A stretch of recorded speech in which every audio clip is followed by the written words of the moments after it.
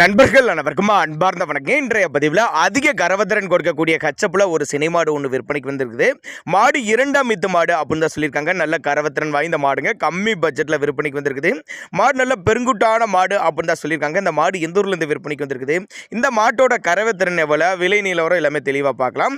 9 மாதம் சினியாக இருக்கக்கூடிய மாடு. மாடு வந்து 9 மாதம் சினியாக இருக்குது. இந்த கண்ணு போட 10 நாட்கள் பக்கம் பிடிக்கும். சுழித்த ஒரு இல்லாத மாடுங்க, நல்ல கரவத்திறன் எதிர்பார்க்கக்கூடிய மாடு அப்படின்னு தான் சொல்லியிருக்காங்க.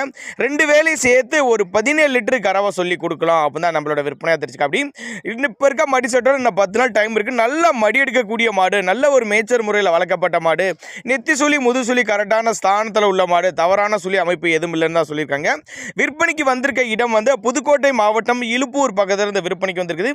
ஒரு ரெட்டு வந்து நேரில் வந்து பாருங்க, மடி செட்டு பாரு, காம்பு வளர்த்த பாரு, தனி தீனி எந்த அளவுக்கு எடுத்துக்குன்னு பார்த்து செக் பண்ணியே ஓட்டிட்டு போய்க்கலாம். இல்லைன்னா டிரான்ஸ்போர்ட் வசதியோட அரேஞ்ச் பண்ணி கொடுக்க சொன்னால் கூட நம்ம டிரான்ஸ்போர்ட் வசதியோடு அரேஞ்ச் பண்ணி கொடுத்துடலாம் அப்படின்னு தான் நம்மளோட விற்பனையாக தெரிஞ்சுக்க. அப்படி தேவைப்படும் நபர்கள் மட்டும் தாராளமாக அவரோட கான்டாக்ட் நம்பரை கான்டாக்ட் பண்ணுங்க.